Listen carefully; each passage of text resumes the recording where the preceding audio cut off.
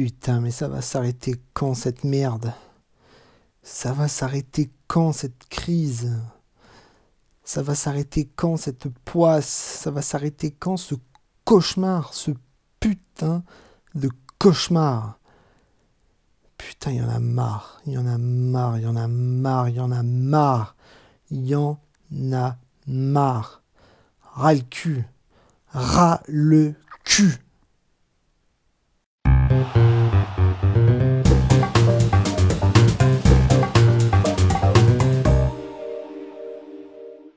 Salut tout le monde, salut les monégasques. Bienvenue pour ce nouveau débrief de la 15e journée de Ligue 1.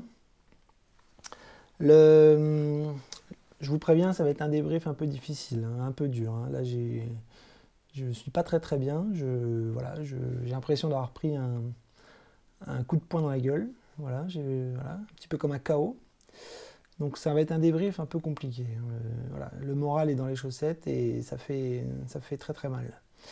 Donc reprenons. L'objectif de cette 15e journée, donc, c'était Montpellier. Une équipe en forme. Monaco qui restait sur un succès face à Caen. Et bien sûr, oui, l'objectif c'était de surfer sur la bonne victoire à Caen la semaine dernière. Et de gagner, d'enchaîner 6 points et de sortir la tête de l'eau au classement. Et ce soir, c'est raté. C'est tristement raté. Ça partait bien et ça se finit très mal. Monaco replonge dans la crise. Monaco retombe dans le marasme moral et le marasme sportif. Une dégringolade en une mi-temps, même pas. Enfin bref, l'objectif c'était de surfer sur la victoire et on s'est planté, on a perdu et ça fait mal. Ça fait vraiment mal et là, celle-là, un knock-out, un véritable knock-out.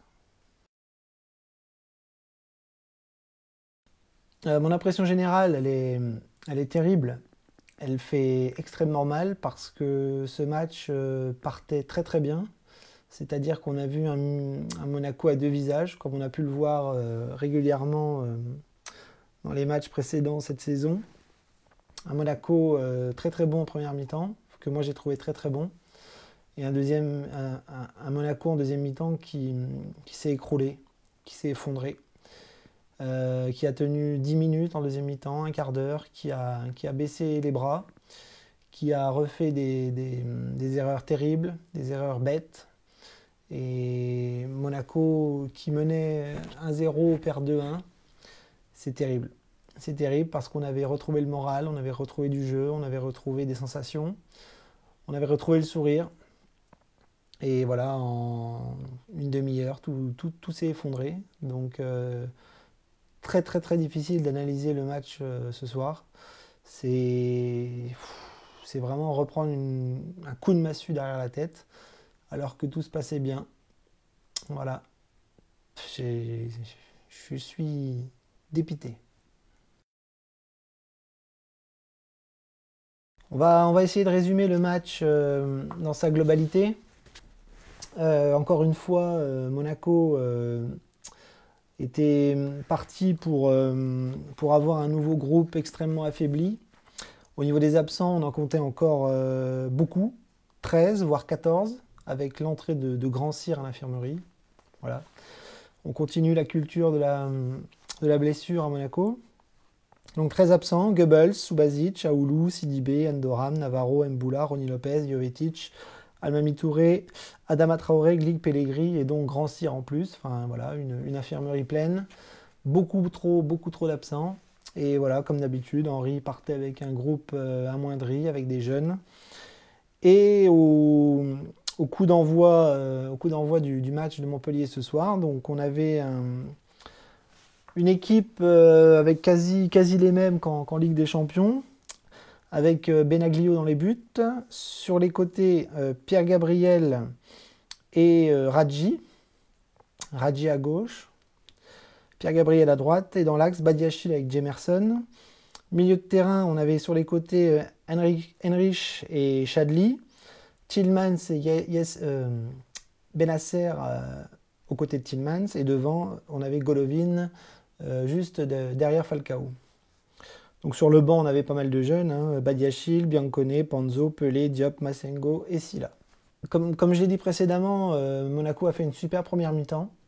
J'aimerais qu'on retienne ça ce soir, une super première mi-temps de la part des joueurs. Voilà, on a vu du jeu, on a vu des passes courtes, des passes longues, des redoublements de passes, de la vitesse, du pressing, de la construction, du beau jeu, des occasions et un but. Et un but. Donc une première mi-temps très très bonne. Voilà, beaucoup de plaisir à voir Monaco ce soir. C'est rare, il faut le souligner quand c'est rare, mais voilà, c'était le cas. Ce soir, j'ai pris beaucoup de plaisir pour cette première mi-temps. Au niveau des actions, il n'y a pas eu forcément beaucoup de tirs cadrés, beaucoup d'occasions franches.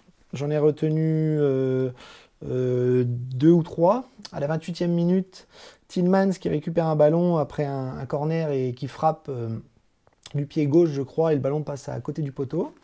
Très très belle occasion de la part des Monégasques. Je me souviens aussi d'une belle tête de Falcao sur un centre de je sais plus qui. Enfin, voilà, on a un Falcao dans les airs qui s'impose, qui arrive à la mettre poteau opposé avec un bel arrêt de Lecomte, une belle envolée de Lecomte. Et à la 42e minute, le fameux but de Monaco sur une super contre-attaque.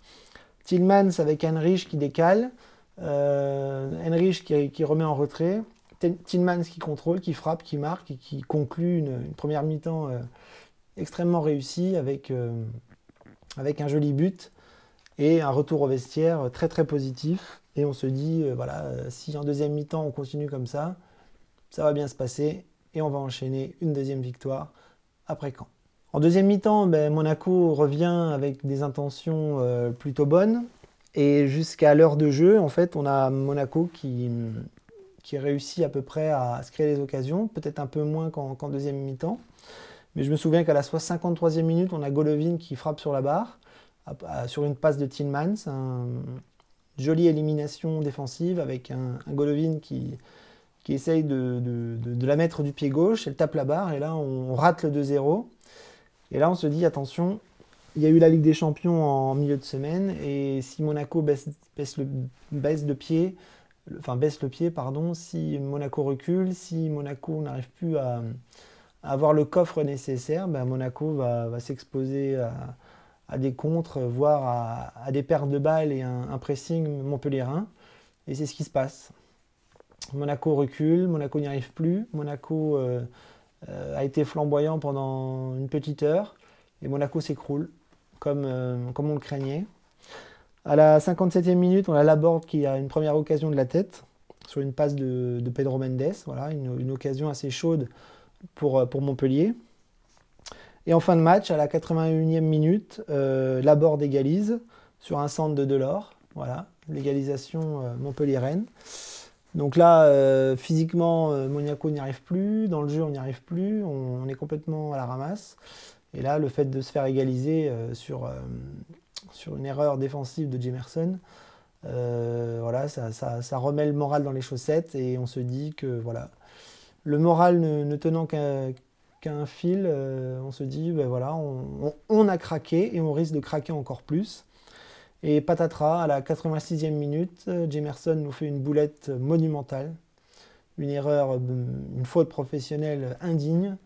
Et c'est le but de Skuletic, voilà, qui marque le deuxième but à quelques minutes de la fin du match. Monaco est KO. Monaco est complètement remis au fond du trou. Monaco replonge dans la crise, les supporters aussi. Voilà, à l'image de moi ce soir, un coup de boule dans la tronche qui fait extrêmement mal parce que honnêtement, on s'y attendait pas. Voilà, après la première mi-temps, après l'heure de jeu, je ne m'y attendais pas et ça fait mal de replonger et de se reprendre une défaite à ce moment-là de la saison, alors qu'à la reprise, ça allait beaucoup mieux. Voilà, donc Monaco perd.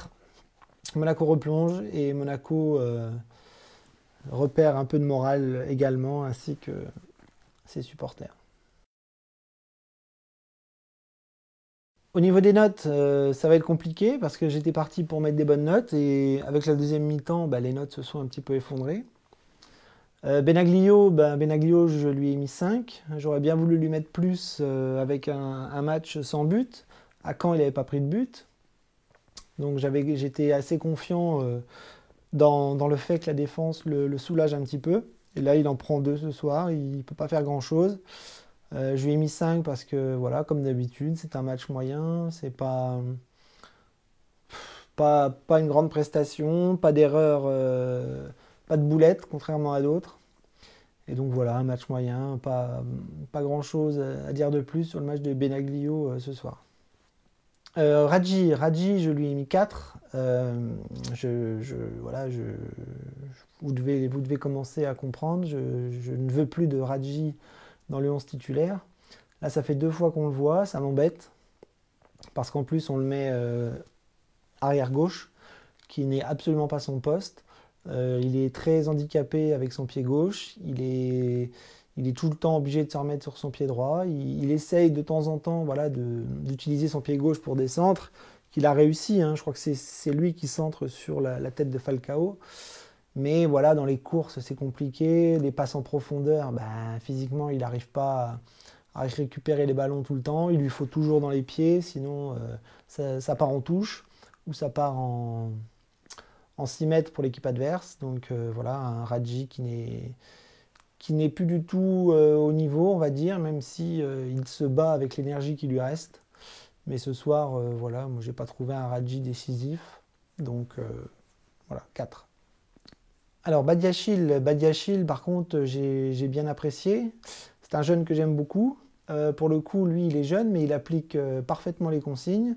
C'est des relances propres, c'est un placement correct, il s'impose physiquement, même s'il n'est encore pas prêt. Je pense qu'au niveau musculaire, il n'est pas encore prêt pour le très très haut niveau, mais voilà, là, c'est un bon jeune, un bon joueur appliqué et qui, pour moi, fait beaucoup mieux qu'un Glick, par exemple, ou qu'un Jemerson qu'on va voir tout de suite. Alors Jemerson, voilà, c'est lui qui nous coûte la défaite ce soir, on va le dire clairement. C'est terrible, c'est catastrophique pour lui. Il n'est pas bon depuis le début de saison, il n'était pas forcément bon les années précédentes. C'est pas un grand défenseur, c'est pas un top player mondial, Jemerson. Mais là, ce soir, il fait encore n'importe quoi. Le deuxième but, sur le premier but, il est pris dans les airs et dans le duel, il ne s'impose pas. Et sur le deuxième, il fait une boulette défensive absolument énorme. Et il nous coûte la défaite ce soir. Donc voilà, un 3 bien mérité pour un cadre qui n'est pas du tout au niveau cette saison. Alors comme Badiachil, Pierre Gabriel, je lui ai mis 6. C'est une bonne note. J'aime beaucoup ce que fait Pierre Gabriel depuis qu'il est revenu. Il est pareil comme Badiachil, très appliqué. Il joue simple. Il réussit ce qu'il entreprend pratiquement tout le temps. Physiquement, il est là. À la course, il est là. Défensivement, il est là. Les contrôles sont bons, les passes sont bonnes, la vision du jeu est rapide. Voilà, je trouve que Pierre Gabriel est le meilleur arrière-droit qu'on a depuis le début de saison, hein, contrairement à Sidibé, contrairement à d'autres. Même le petit Biancone, hein, on va pas le juger, hein, c'est pas la question. Mais voilà, Pierre Gabriel, je pense que ça, pour l'instant, c'est notre arrière-droit titulaire, sans contestation. Alors Chadli, hein, éternel Chadli, je lui ai mis 5, voilà, un match moyen. Ne s'impose pas forcément sur son côté gauche. Physiquement, je le trouve pas au niveau. Il a fait deux, trois jolies choses ce soir d'un point de vue technique. Je pense qu'il est pas maladroit au niveau des pieds, mais voilà, c'est un joueur qui lui non plus ne mérite pas d'être dans le 11 titulaire. Je pense qu'un Ronny Lopez, si Ronny Lopez pouvait revenir un jour, prendrait aisément sa place. Mais Chadli, voilà, on le voit souvent, on le voit beaucoup, mais je sais pas, il fait pas la différence, il en impose pas vraiment, il tire des coups francs de façon extrêmement maladroite. Je le trouve pas bon dans ses coups de pied arrêtés, je comprends pas pourquoi on lui demande de tous les tirer. C'est pas terrible, c'est pas bon. Donc voilà, ce soir c'est pas Jemerson, hein, il fait pas des boulettes comme Jemerson, mais voilà, un match moyen, donc 5.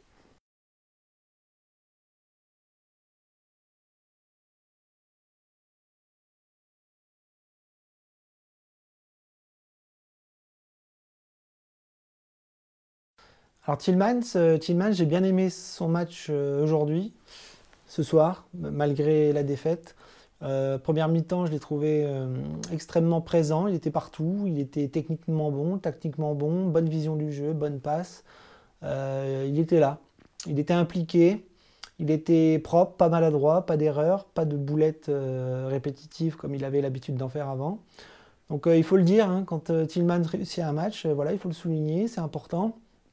On espère qu'il va monter en puissance à l'avenir parce que voilà, il reste beaucoup de matchs encore.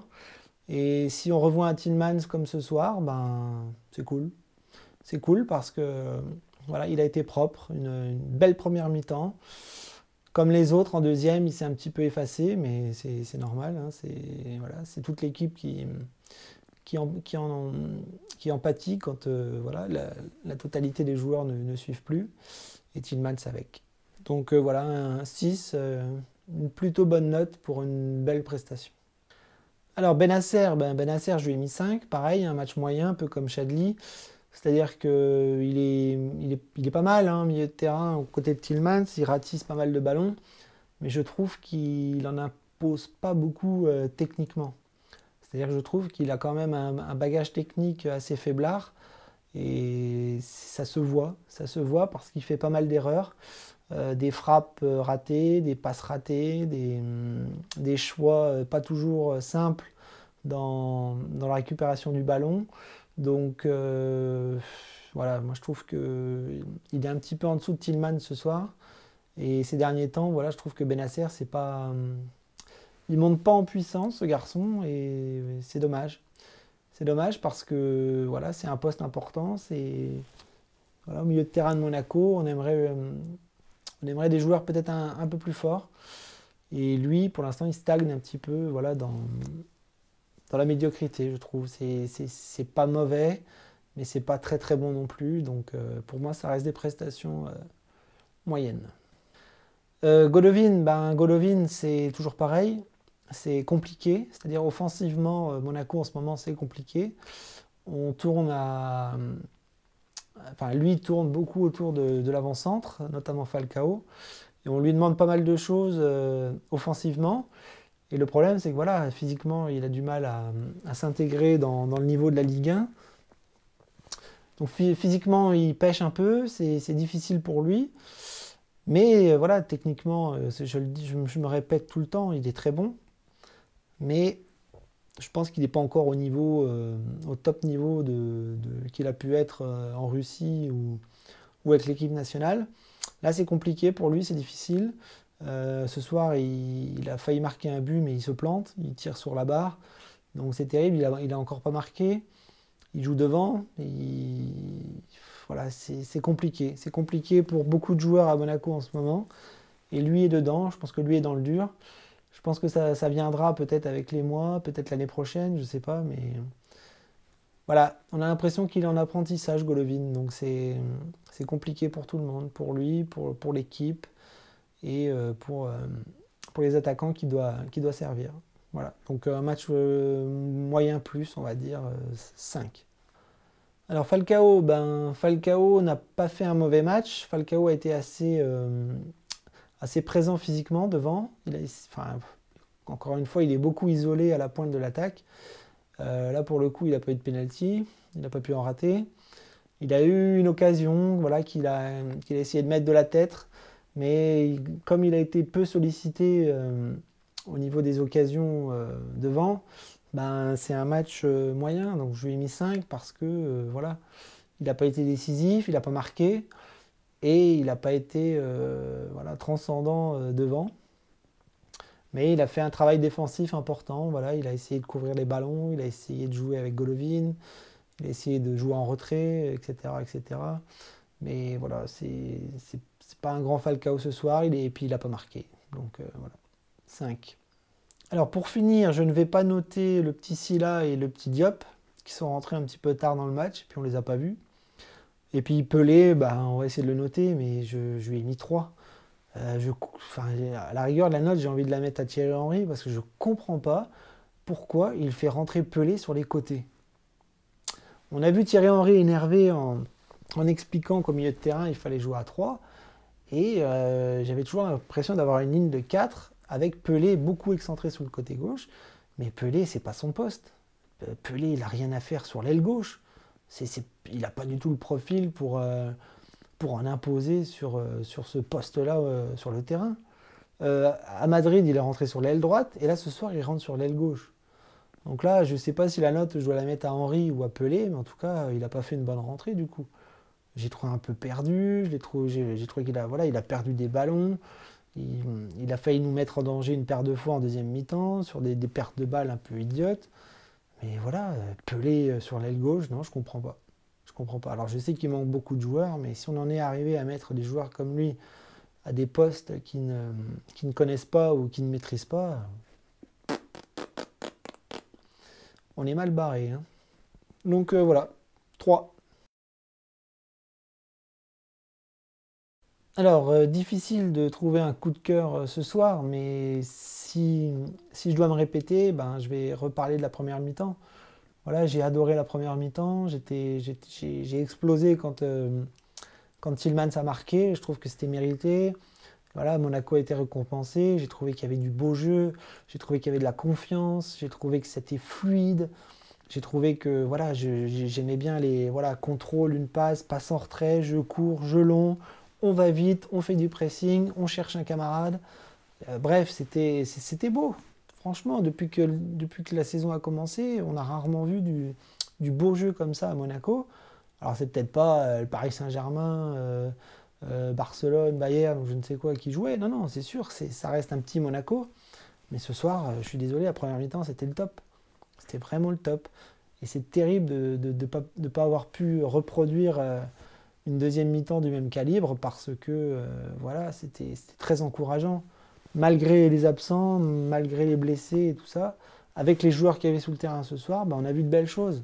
Voilà. Tillmans, Badiachil derrière, etc. Enfin, ça coulissait, c'était fluide, c'était beau. Et voilà, mon coup de cœur pour cette première mi-temps qu'on espère revoir dans les matchs à venir. Peut-être que Henry arrive à imprimer un style de jeu ben, qui va payer. Et ce soir, en première mi-temps, ça a payé. Malheureusement, pas en deuxième. Bon, ben, le coup de gueule, ça va pas être la défaite, hein, parce que j'ai presque envie de dire que maintenant on y est habitué, même si celle de ce soir fait extrêmement mal. Voilà, moi c'est la défaite la plus douloureuse que j'ai vécue cette saison. Mais mon coup de gueule, pardon, c'est Jemerson. Voilà, c'est comment on peut en arriver à faire des erreurs pareilles à ce moment du match. Enfin, je sais pas, c'est des professionnels, c'est censé être des cadres. Il a une certaine expérience à Monaco et il nous fait une boulette pareille sur le deuxième but et voire sur le premier. Enfin, c'est honteux. C'est honteux. J'ai vu des supporters en colère sur les réseaux sociaux et ils ont bien raison. On n'a pas le droit de faire des boulettes comme ça. Donc je ne sais pas, Thierry Henry, s'il va le sanctionner, je ne sais pas s'il va lui donner encore de la confiance. On a vu que Glick n'était pas là, mais quand Glick est là, ça va pas. Jemerson, ça va pas. Il n'y a que Badiachil qui donne de la satisfaction dans la défense axiale. Donc je ne sais pas ce qu'on va faire. Est-ce qu'on va prendre un nouveau défenseur axial au mercato et on va virer Glick et Jemerson? Je pense pas. Je pense que Thierry Henry ne va pas lâcher les joueurs comme ça aussi facilement. Il a fait une boulette, voilà. Je pense il va leur motiver pour le prochain match, mais nous, voilà, ce soir, ce qu'on voit, c'est une erreur professionnelle terrible qui nous coûte 2 points, on va dire, au moins 2 points, mais voire les 3. Voilà. Donc coup de gueule hein, pour un nouveau cadre de l'AS Monaco qui fait n'importe quoi.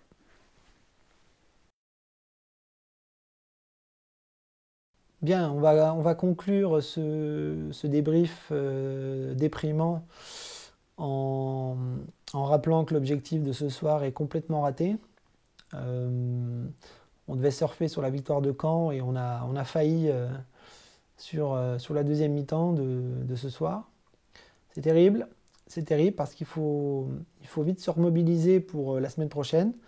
On a 2 matchs importants. De toute façon, tous les matchs sont importants. Mais on a Amiens et on a le derby niçois la semaine prochaine. Je ne sais pas comment on va faire Thierry Henry pour remobiliser les troupes après ce soir. Parce que autant à Caen, le moral était revenu, autant ce soir, il est reparti. Il est clairement reparti.